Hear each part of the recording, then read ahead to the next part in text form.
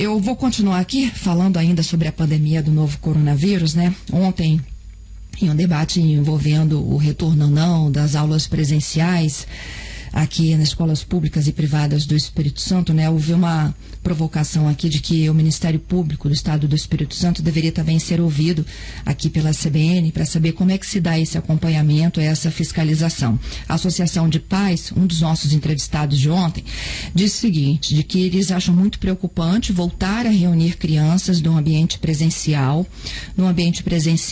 de crianças que podem se contaminar, até pela falta, né, de habilidade em lidar com essas condições de higiene, máscara, álcool em gel, de não abraçar o colega, de não dividir material escolar. E o pedido da Associação de Pais de que essas aulas remotas continuassem pelo menos até o final deste ano, num prognóstico aí de que essa vacina já está a caminho. O médico ouvido também pela gente, o pediatra Rodrigo Abudip, mostrou uma grande preocupação, disse que os estudantes que têm um pouco mais de idade, um pouco mais de maturidade, conseguem, né, seguir corretamente os protocolos de higiene, mas isso realmente é muito difícil em crianças e bebês, né? Bom, hoje nós convidamos então a doutora Inês Tomé. Ela é promotora de justiça, atua junto ao Ministério Público do Estado do Espírito Santo e coordena também o gabinete de acompanhamento da pandemia do novo coronavírus. Doutora Inês, bom dia. Bom dia, Fernanda. Bom dia aos ouvintes. Muito obrigada, viu, doutora Inês, pela gentileza de conversar conosco. Eu queria saber exatamente, né, como é que se dá esse acompanhamento do Ministério Público, acho que não só nessa área de educação, mas em todas as áreas possíveis, né, de que o Ministério Público possa contribuir nesse debate. Fernanda, desde o primeiro caso, né, que nós tivemos conhecimento aqui confirmado no Brasil, o Ministério Público já vem atuando nessa área, né, de acompanhamento das políticas públicas que estão sendo desenvolvidas no âmbito do Estado do Espírito Santo para o enfrentamento da pandemia.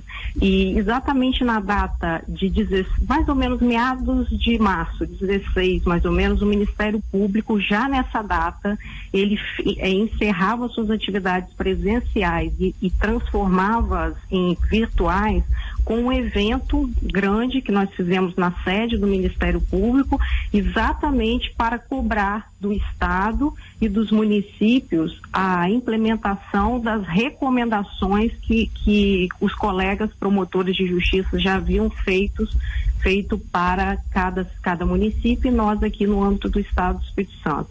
E a partir de então, nós estamos acompanhando todas essas políticas públicas que estão sendo desenvolvidas exatamente para o controle da pandemia aqui no Estado do Espírito Santo. Doutora Inês, quais são os pontos que a senhora chamaria a atenção hoje para o controle da pandemia? Há pouco eu falava com o secretário Nésio, ele disse que ontem, inclusive, o Ministério Público participou de uma reunião com os secretários do interior, de saúde, né? E aqui eu vou repetir uma expressão que ele usou, ele disse, olha, no interior tem sido muito difícil, tem sido tenso em relação aos casos que estão surgindo cada dia mais. Pois é, eu ouvi a entrevista do secretário antes, né? E ontem nós realmente estivemos presentes nesse evento, juntamente com os prefeitos municipais, né? Subsidiado pela Munis, pelo presidente da Munis, o Justo Daniel.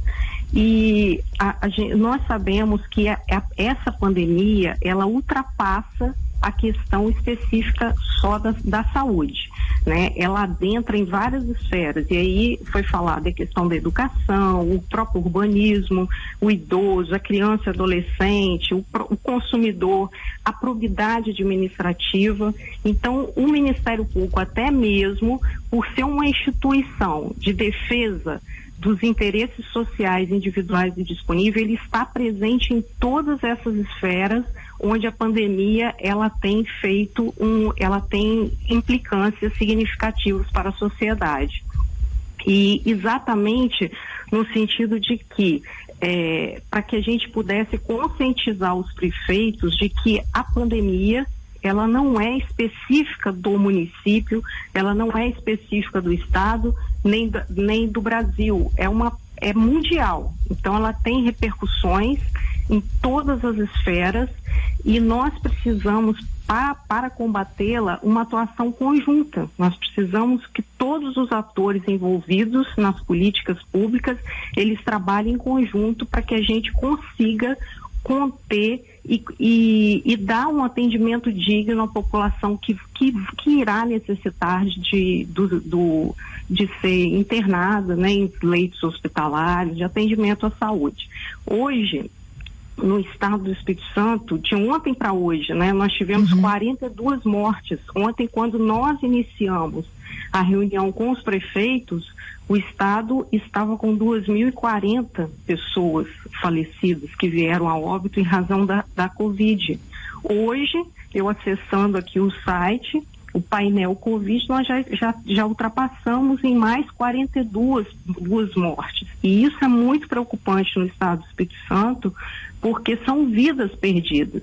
O Ministério Público fez no dia 26 de junho agora um pacto pela vida, que é exatamente chamar a população capixaba para apoiar essas medidas de combate, para que a gente consiga diminuir essas mortes, diminuir essa taxa de contaminação do estado, que ainda está alta, para que a gente consiga, o mais rápido possível, tentar iniciar uma retomada das atividades. Que é o que, do ponto de vista do secretário, não dá para voltar todo mundo ao mesmo tempo, né? Até por conta da pressão do transporte, que é uma outra pauta de vocês, não é isso, doutor Inês? Exatamente, que é um outro item também que o Ministério Público, é uma outra frente de trabalho dentro do Ministério Público. Inclusive, essa semana nós já aguardamos uma resposta da Secretaria de Estado de Mobilidade Urbana acerca do acordo que foi firmado com o Ministério Público, para a gente também tentar reduzir um pouco o impacto que o transporte coletivo ele também acaba gerando nessa pandemia, ou seja, o número de infecção nesses transportes, nesses veículos, nos ônibus, ele é muito alto. Então, qual seria a medida necessária? Voltar com a frota normal? Pois é exatamente isso que a gente está aguardando essa resposta. Segundo os termos do acordo, existem várias medidas sanitárias que precisam ser implementadas, fiscalizadas, para que elas não sejam somente implementadas e no dia seguinte ela já não aconteça mais. Elas precisam ter uma continuidade. Então essa fiscalização é principal, né? Nós precisamos de uma fiscalização eficiente nesses terminais, na entrada da população, né, do cidadão dentro do transporte coletivo. Se aquele ônibus ele tiver com a sua lotação já esgotada, necessário se faz que já tenha um próximo para poder dar conta do restante da população também que precisa chegar no horário, no seu trabalho. Então é exatamente nesse sentido que foi o acordo, e se houver necessidade de aumento de frota, eu acredito que o próprio Estado, juntamente com o sistema Transcol, eles vão chegar nesse número até para trazer para o próprio Ministério Público essas informações. Uhum. Com relação às escolas, doutor Inês, essa preocupação aí da Associação de Pais, ontem inclusive vários ouvintes disseram que a associação não representa, né, a comunidade escolar como um todo, mas é uma preocupação que é muito pertinente, de como fazer com que essas crianças que chegam à escola não necessariamente de carros particulares, muitas delas vão entrar em vans, né, transporte, e outras em transporte público, e como que vai se dar essa pressão aí do professor tendo que administrar conteúdo pedagógico, fiscalizar se o menino está afastado, se ele está usando máscara? A questão da educação é uma outra frente de trabalho do Ministério Público também que muito nos preocupa. Principalmente agora que nós já estamos aí com quase 5 meses de pandemia instalada no estado do Espírito Santo, né? Ainda, como o próprio secretário falou, nós não podemos falar que a pandemia ela está controlada. Nós temos aí o Núcleo Interinstitucional de Estudos Epidemiológicos, que é o NIER, que foi instituído até por decreto estadual, onde doutores em epidemiologia, estatística, matemática estão subsidiando as decisões do Poder Executivo estadual. e de acordo com as notas técnicas que esse núcleo ele vem publicando, para que a gente possa considerar que uma pandemia ela se encontra estabilizada, a velocidade de transmissão ela tem que estar abaixo de do indicador de do RT, né? E também que isso aconteça pelo menos umas 2 semanas. Mas fora isso, também nós temos várias outras questões que precisam ser levadas em consideração, que foi também, acho que colocado até pelo secretário, que ele sempre coloca nas reuniões que o Ministério Público faz, que é exatamente também que não adianta a taxa de ocupação de leitos ela diminuir. Nós precisamos também ter uma tendência na diminuição dessas mortes no estado do Espírito Santo, no número de infectados no estado. Então, assim, são vários os indicadores que norteiam a matriz de risco do estado do Espírito Santo. E então essa questão da educação, ela muito nos preocupa. Por quê? Porque nós sabemos que crianças, adolescentes, no decorrer do dia na escola, acabam ali envolvidas, né, no dia a dia de suas atividades e acabam até mesmo, não é nem por ignorância, mas assim, acaba se descontrolando e praticando alguns atos anti-higiênicos que prejudicam e podem acabar infectando essas crianças e adolescentes, que é exatamente essa a preocupação do Ministério Público. Nós não podemos admitir que as escolas iniciem as aulas sem que esse controle da doença no estado do Espírito Santo ele esteja estabilizado por algumas semanas, e que isso aconteça de uma forma muito, muito tranquila e dentro das normas sanitárias. Inclusive, o Ministério Público expediu, né, recentemente uma notificação recomendatória para o secretário de Estado da Saúde e para o secretário de Estado da Educação, exatamente no sentido de que essas normas sanitárias elas estejam sendo elaboradas para que possam garantir essa segurança sanitária dessas crianças e adolescentes e jovens, né, no retorno dessas aulas, e que esse retorno aconteça com a maior segurança para que os pais também possam ter essa segurança de liberar seus filhos para irem às escolas. Isso aí, doutora Inês, fica comigo na linha, eu vou dar uma rapidinha parada aqui para o repórter CBN e a gente continua porque eu queria saber também da notificação dos condomínios, ok? Tá ok. Voltamos já. Conosco, ao vivo, a edição do CBN Vitória desta quarta, hoje já 15 de julho de 2020.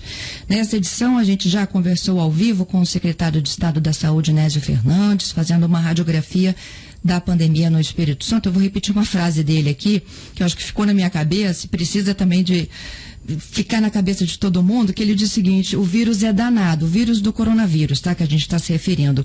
Quem se oferece, ele agarra, ou seja, quem dá bobeira, né? Acaba sendo contaminado.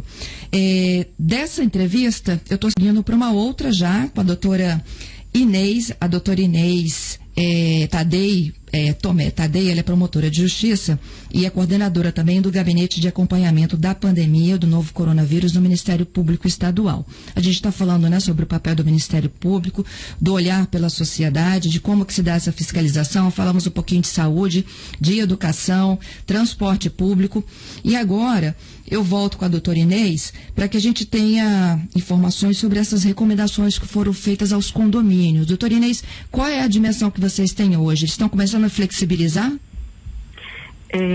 Fernanda, nós temos um grande problema no estado do Espírito Santo e acredito também que não seja do estado, mas Brasil, né, em relação ao índice de isolamento, né? Nós sabemos que a gente não consegue alcançar o mínimo necessário e também a gente não chega ao ideal, que seria de 70%. Principalmente nos dias de semana isso já é complicado e nos finais de semana a gente sequer alcança os 55% de isolamento. E isso também vem se agravando, isso repercute também no âmbito dos condomínios, principalmente esses condomínios residenciais onde existe uma área de lazer muito grande.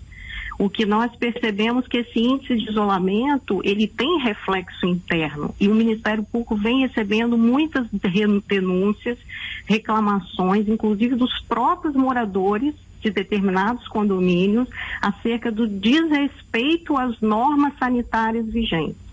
Então, a própria Secretaria de Estado da Saúde existe uma nota técnica em vigor, que é a 51/2020, onde ela estabelece determinadas normas para o funcionamento desses condomínios residenciais.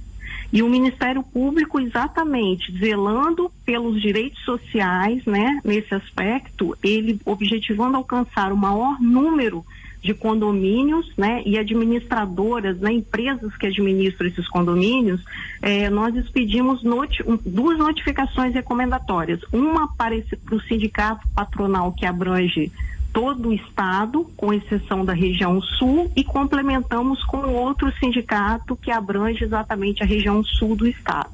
E a recomendação é exatamente no seguinte ponto, de que se cumpra as determinações da Secretaria de Estado da Saúde que estão estabelecidas nessa nota técnica.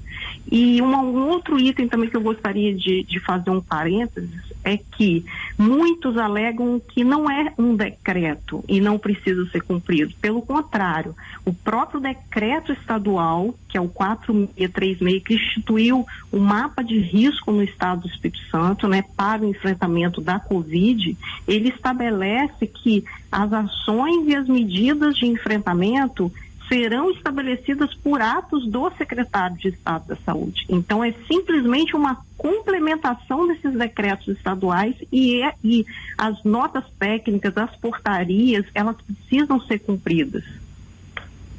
Entendido. Mas o que fica de fato, então, com restrições? Porque tem condomínios que têm área de lazer, piscina, academia, área de eventos, tudo ainda fica, de certa forma, então, controlado.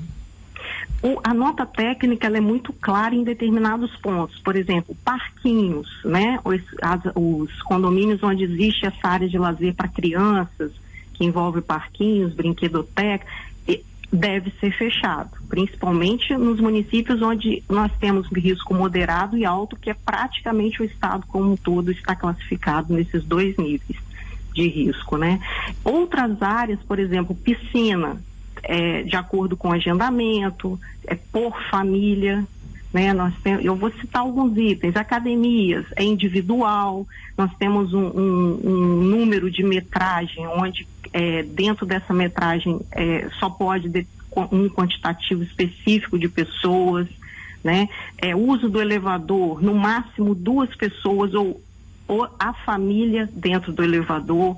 O uso de máscara é obrigatório a partir do momento que você sai de dentro da sua residência, do seu apartamento. Então, é inadmissível que a gente ainda tenha dentro do condomínio profissionais que trabalham e também moradores que não usem a máscara. Uhum. Então, esses são alguns detalhes que eu posso extrair dessa nota técnica para poder passar, mas a nota técnica ela é muito completa. Ela, inclusive, por exemplo, jogos coletivos, né, esporte coletivo está proibido. Então, quem tem quadra de futebol, qualquer tipo de quadra que tenha que é para jogos coletivos, isso está proibido pela nota técnica. Então, é exatamente nesse sentido. Ela acaba destrinchando vários itens que cada condomínio tem no seu interior, né, disponível para os condôminos, e ali estabelece todas as regras a serem seguidas. Entendido. Doutora Inês, queria lhe agradecer pela gentileza e pela participação aqui conosco. Eu que agradeço, Fernanda, agradeço também aos ouvintes. Muito obrigada. Doutora Inês Tomé Tadei, ela é promotora de justiça, membro do Ministério Público e atua na coordenação do Gabinete de Acompanhamento da Pandemia do novo coronavírus aqui no Espírito Santo.